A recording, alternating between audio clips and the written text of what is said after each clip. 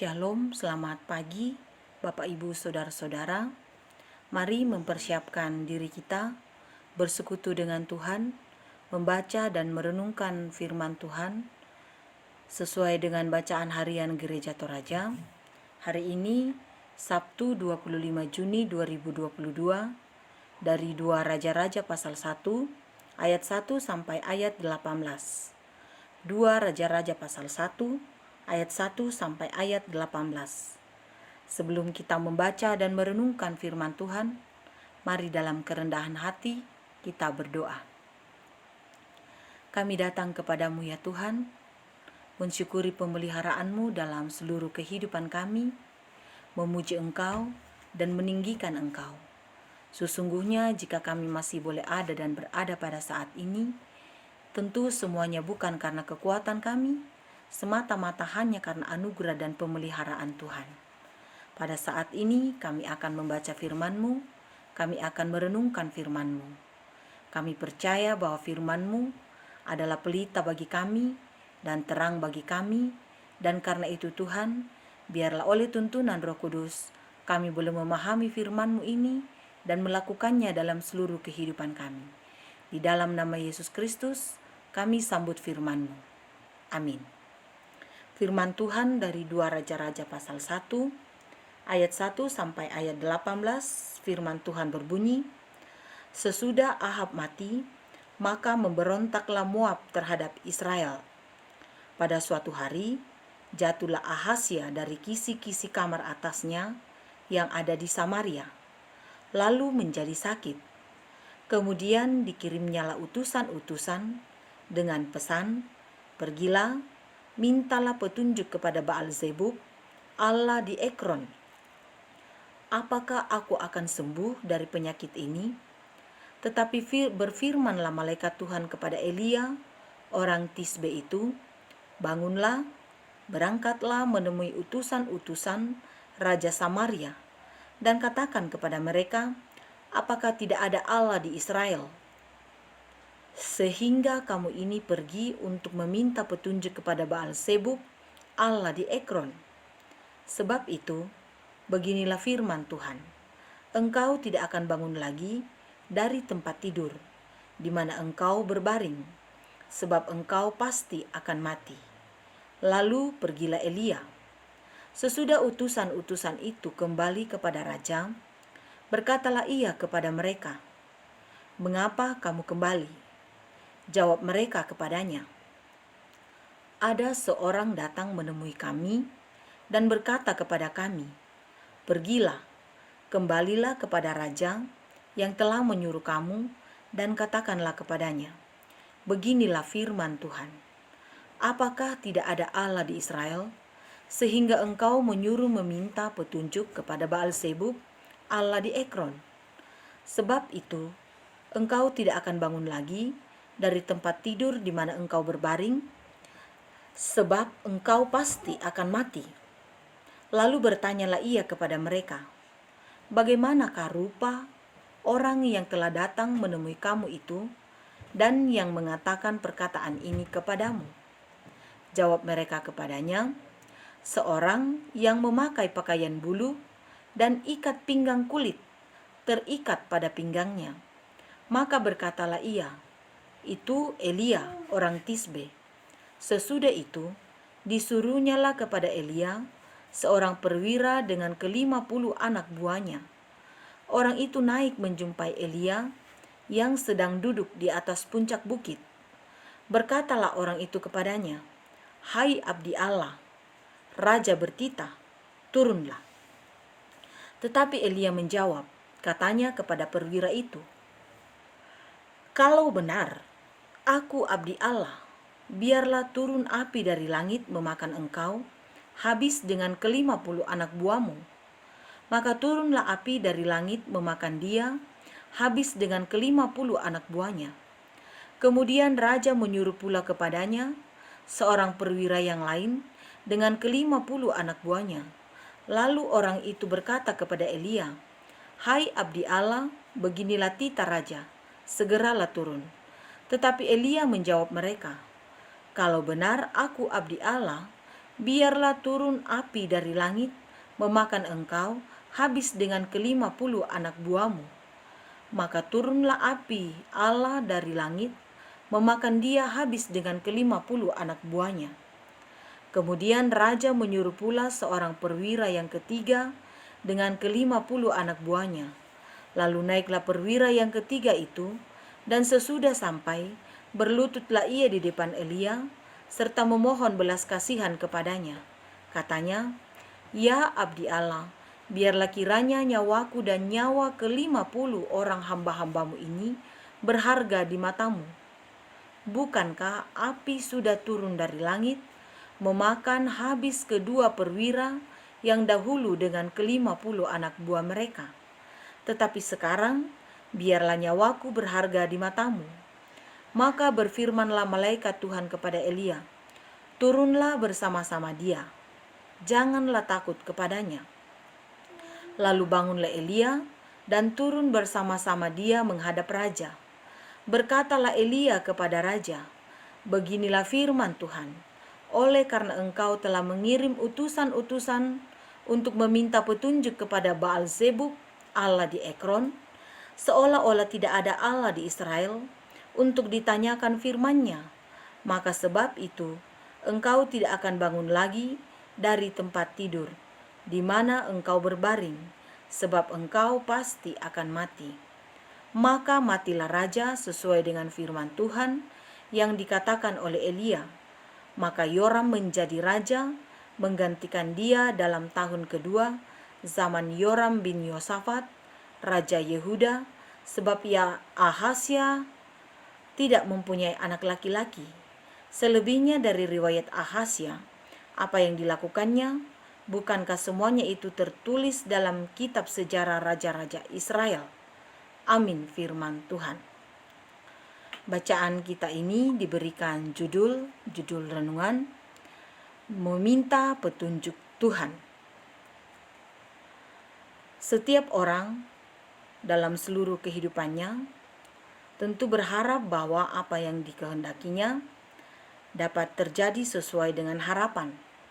Makanya seseorang meminta kepada Tuhan segala apa yang dikenan.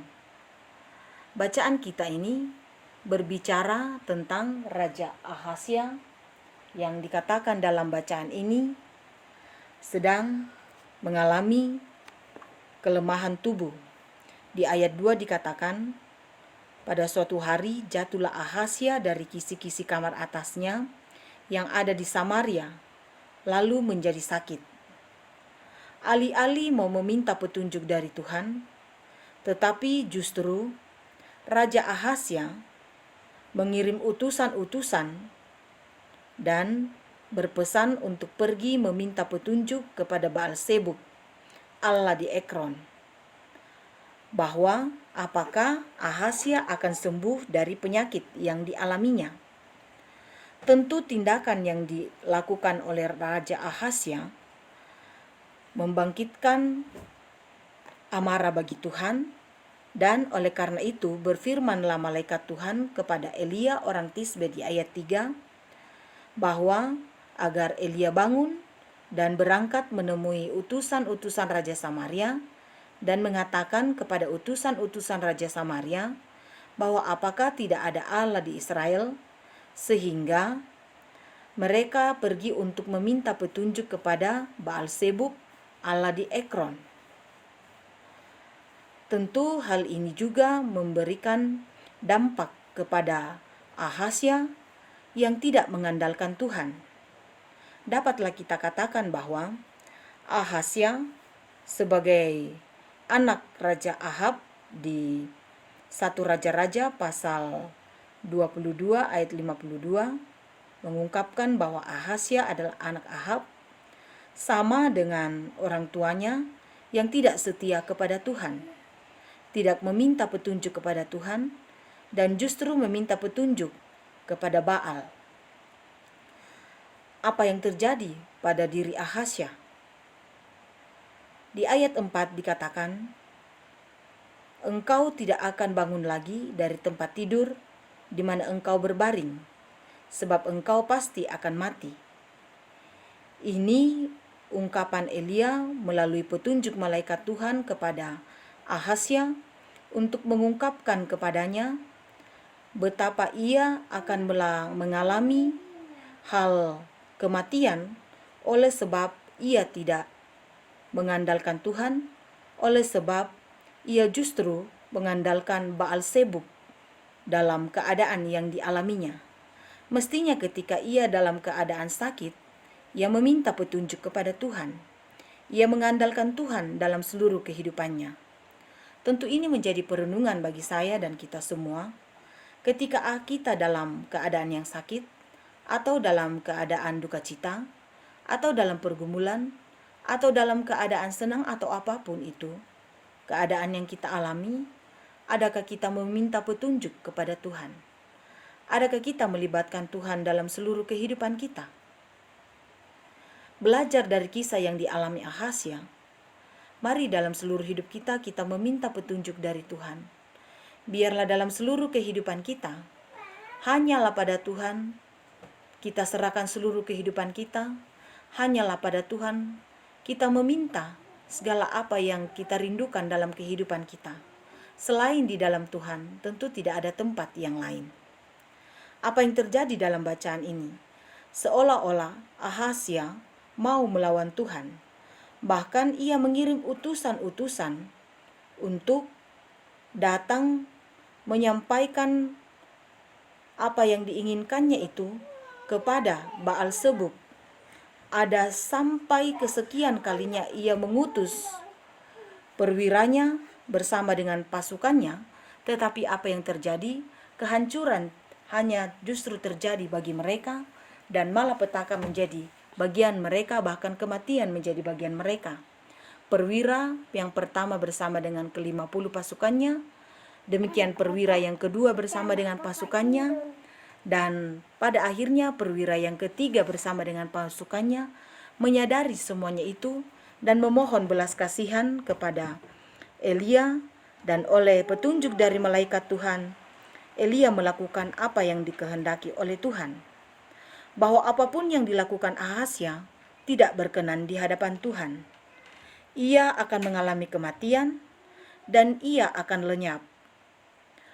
Tentu ini menjadi pelajaran yang berharga di hadapan kita dalam seluruh kehidupan kita, bahwa jika peringatan dari Tuhan sudah datang dalam kehidupan kita, janganlah semakin memperlihatkan sikap seolah-olah mau melawan Tuhan, seolah-olah kita lebih hebat dari Tuhan. Apapun yang terjadi dalam hidup kita harus semakin memahami bahwa Tuhan yang berkuasa, Dialah pencipta langit, bumi, laut, dan segala isinya. Di dalam Tuhanlah segala kuasa. Kita harus lebih merendahkan hati dan seluruh kehidupan kita kepadanya, meminta petunjuk hanyalah kepada Tuhan, dan meminta pengasihannya atas seluruh kehidupan kita. Di luar Tuhan, kehidupan kita sia-sia. Mengandalkan diri dan kekuatan kita serta segala apa yang ada pada diri kita, tentu semuanya sia-sia. Hanya di dalam Tuhan kita memperoleh kesembuhan, hanya di dalam Tuhan kita memperoleh kekuatan, hanya di dalam Tuhan kita memperoleh penghiburan. Karena itu carilah Tuhan dalam seluruh kehidupan kita, mintalah kepadanya seperti yang kita harapkan. Kiranya oleh pengasihan Tuhan, jadilah dalam seluruh kehidupan kita seperti yang kita rindukan menurut kehendak Tuhan. Mari kita berkata, jadilah kehendak-Mu Tuhan dalam seluruh kehidupan kami. Amin. Mari kita berdoa. Kami sungguh bersyukur padamu Tuhan, kami boleh merenungkan firman-Mu pada saat ini. Sungguh berharga firman-Mu yang kami dengarkan dan kami renungkan, belajar pada kehidupan seorang raja yang tidak setia kepadamu, justru mengandalkan Baal dalam hidupnya. Karena itu Tuhan ajari kami untuk senantiasa setia kepadamu, hanya mengandalkan-Mu dalam seluruh kehidupan kami. Kami bawa seluruh hidup kami kepadamu Tuhan, kiranya Tuhan berkenan senantiasa menyertai kami. Kami berdoa untuk setiap rencana kehidupan kami, kiranya boleh jadi hanyalah seturut dengan kehendak Tuhan. Kami serahkan hidup kami kepadamu ya Tuhan. Kami berdoa untuk bangsa dan negara kami, Kami berdoa untuk pemerintah kami, kiranya Tuhan senantiasa melawat dan menyertai senantiasa. Bapa di surga, ampuni segala dosa kami berserah hanya di dalam nama Yesus Kristus, Tuhan dan Juru Selamat kehidupan kami. Amin. Selamat beraktivitas Bapak Ibu Saudara-saudara, selalu percaya Tuhan menyertai kita.